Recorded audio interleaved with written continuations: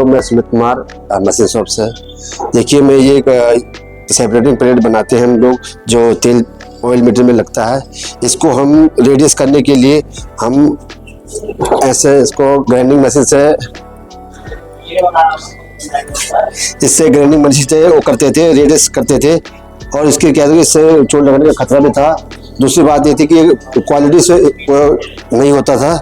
अब मैंने इसके लिए एक छोटी सा अपना एक टूल मंगाया है, जो मैं आपको आगे दिखा रहा हूँ। इसमें कि अब मैंने ये अपना एक टूल मंगा लिया है, जिसकी वजह से मैं अब इसको, ये आप देख सकते हो कि बिल्कुल ये इसके से मदद से, और सबसे पहली बात इसमें चोट लगने का खतरा भी नहीं है।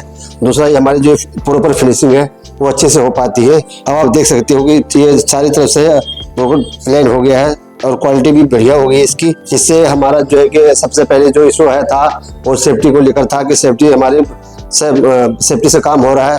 दूसरा, हमारे क्वालिटी से रिलेटेड था कि हमारी क्वालिटी बढ़िया है इसमें। Thank you.